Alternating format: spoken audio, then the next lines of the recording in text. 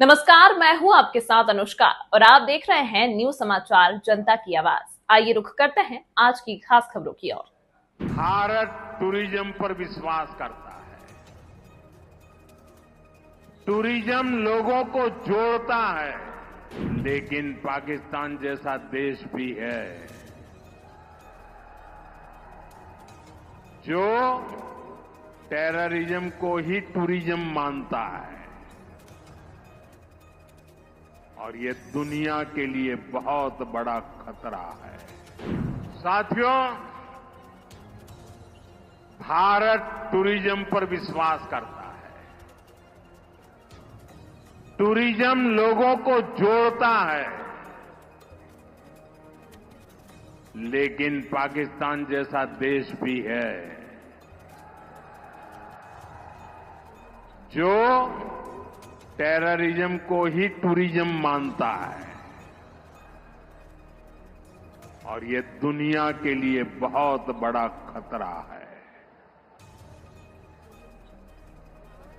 हमारे गुजरात में कच्छ के लोगों को पता होगा कि पहले गांधीनगर से कोई भी मंत्री मुख्यमंत्री कच्छ आते थे 25-30 साल पहले, तो उनके भाषण में पाकिस्तान से शुरू होता था, पाकिस्तान पूरा होता था और कच्छ वालों को बार बार याद कराते थे पाकिस्तान पाकिस्तान पाकिस्तान।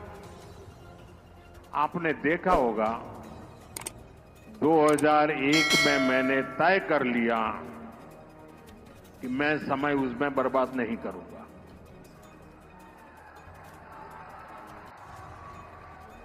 मैं कभी भी उस चीज के जिक्र ही नहीं करता था, मैं सिर्फ कच्छ की ताकत की बात करता था। भुला दिया था मैंने।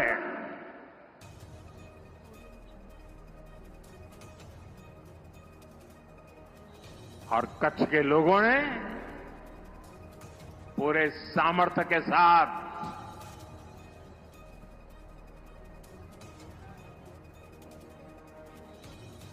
पाकिस्तान को भी ईर्ष्या हो जाए वैसा कच्छ बना दिया। दोस्तों, साथियों, हमारी नीति आतंकवाद के खिलाफ जीरो टॉलरेंस की है। ऑपरेशन सिंदूर ने इस नीति को और स्पष्ट कर दिया है। जो भी भारतीयों का खून बहाने की कोशिश करेगा,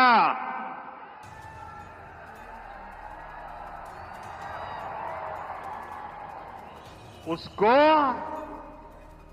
उसकी भाषा में ही जवाब दिया जाएगा।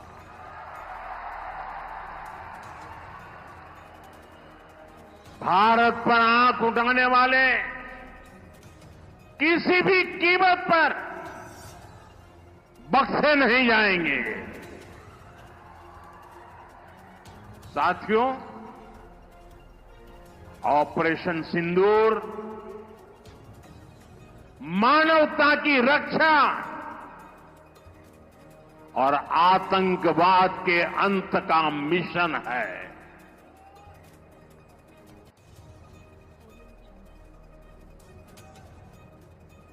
22 मई के बाद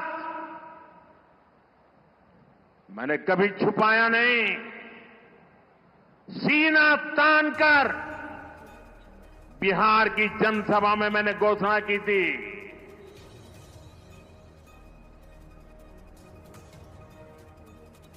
मैं आतंकवाद के ठिकानों को मिट्टी में मिला दूंगा।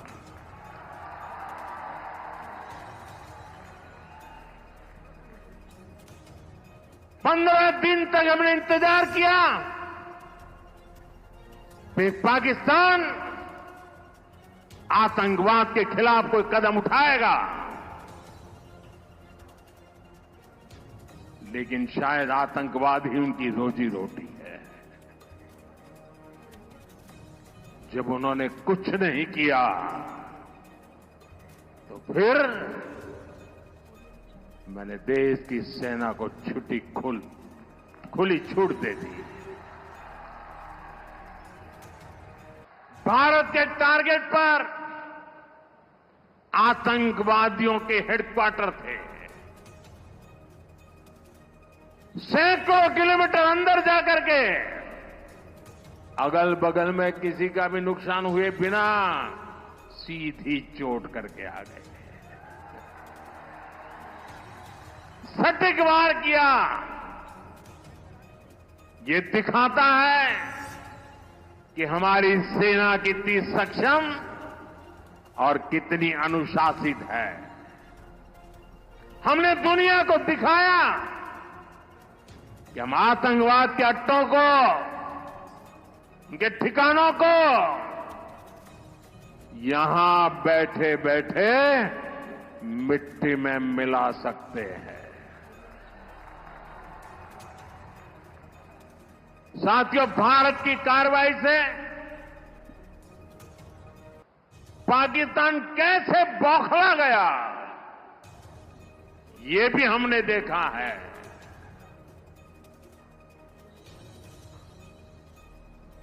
9 तारीख रात को हमारी कच्छ की सीमा पर भी ड्रोन आए।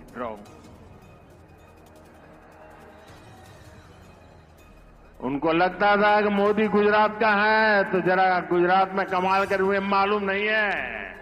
जरा 71 को याद कीजिए, ये जो वीरांगना यहां आई थी ना, उन्होंने तुम्हें धूल चटा दी थी। ये माताएं बहनें उस समय 72 घंटे में रनवे तैयार कर दिया और हमने हमले फिर से चालू कर दिए थे। और आज मेरा सौभाग्य है कि 71 की लड़ाई की उस वीरांगना माताओं ने आकर के मुझे आशीर्वाद दिए हैं। इतना ही नहीं, सिंदूर के वृक्ष का पौधा भी दिया है। माताएं बहनें, आपका दिया हुआ ये पौधा अब पीएम हाउस में लगेगा।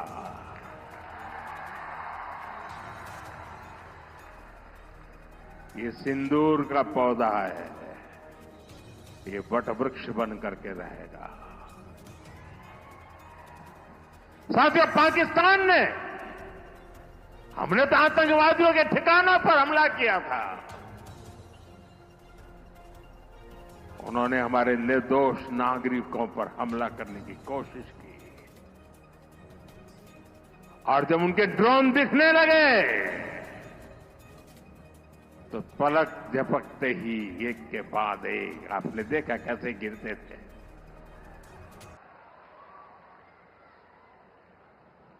और तब भारत ने भी उनकी सेना पर 2 गुनी ताकत से हमला किया। भारत ने जिस सटीकता से पाकिस्तान के एयरबेस को, उनके सैनिक ठिकानों को तबाह कर दिया, उससे दुनिया हैरान हो गई। जैसा मैंने कहा, आपने तो 71 की लड़ाई देखी है। पूरा पाकिस्तान कांप रहा था दोस्तों, कांप रहा। और 71 में वो सोचते थे कि हमने भूज के एयरबेस पर हमला किया था। और उस समय हमारी बहनों ने कमाल करके दिखा दिया था, बहादुरी की मिसाल दिखाई थी। और साथियों, पाकिस्तान के हमले का जवाब हमने इतनी ताकत से दिया कि उनके सारे एयरबेस आज भी आईसीयू में पड़े हैं, आज भी आईसीयू में पड़े हैं। और तब जाकर के पाकिस्तान शरणागति के लिए मजबूर हो गया। पाकिस्तान को लगा बच नहीं सकते। भारत ने रौद्र रूप दिखा दिया है और आखिरकार ये हमारी सेना का पराक्रम था, ये हमारी सेना का साहस था, ये हमारी सेना का सटीक ऑपरेशन था। कुछ ही घंटों में पाकिस्तान ने सफेद झंडा फहराना शुरू कर दिया। उन्होंने कहा कि हम गोली नहीं चलाना चाहते। हमने कहा हम तो पहले भी कह देते थे भाई, हमने तो पहले ही कहा था। हमने आतंकवाद के ठिकानों को तोड़ना था, मारना था, सबक सिखाना था। उसके बाद तुम्हें चुप रहने की जरूरत थी, लेकिन तुमने गलती की तो तुम्हें सजा भी भुगतनी पड़ी। साथियों, भारत की लड़ाई सीमा पार पल रहे आतंकवाद से, जो आज इस आतंकवाद को पाल पोस रहा है, उससे हमारी दुश्मनी है। मैं कच्छ की इस धरती से, पाकिस्तान की सीमा पर सटा हुआ मेरा जिला है, मैं पाकिस्तान के लोगों को भी कहना चाहता हूं, क्या पाया आपने? हिंदुस्तान दुनिया की चौथी इकोनॉमी बन गया और तुम्हारा हाल क्या है? तुम्हारे बच्चों के भविष्य को बर्बाद किसने किया? तुम्हें दर दर भटकने के लिए मजबूर किसने किया? ये आतंकवाद के आकाओं ने।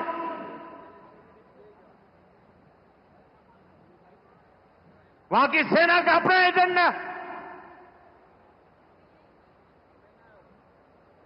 पाकिस्तान के नागरिकों, खास करके वहां के बच्चे, ये मोदी की बात कान खोल करके सुन लो। ये आपकी सरकार और आपकी सेना आतंकवाद को समर्थन दे रही है। आतंकवाद पाकिस्तान की सेना और सरकार के लिए पैसा कमाने का जरिया बन गया है। पाकिस्तान के युवकों को तय करना होगा, पाकिस्तान के बच्चों को तय करना होगा, क्या ये रास्ता उनके लिए ठीक है? क्या उनका भला हो रहा है? सत्ता के लिए जो एक खेल खेले जा रहे हैं, क्या उससे पाकिस्तान के बच्चों की जिंदगी बनेगी? मैं पाकिस्तान के बच्चों को कहना चाहता हूं, ये आपके हुक्मनारा, ये आपकी सेना आतंकवाद के साए में पल रही है। वो आपके जीवन में खतरे पैदा कर रही है, आपके भविष्य को नष्ट कर रही है, आपको अंधेरे में धकेल रही है। पाकिस्तान को आतंक की बीमारी से मुक्त करने के लिए पाकिस्तान के अवाम को आगे आना होगा, पाकिस्तान के नौजवानों को आगे आना होगा। सुख चैन की जिंदगी जियो, रोटी खाओ, वरना मेरी गोली तो है ही।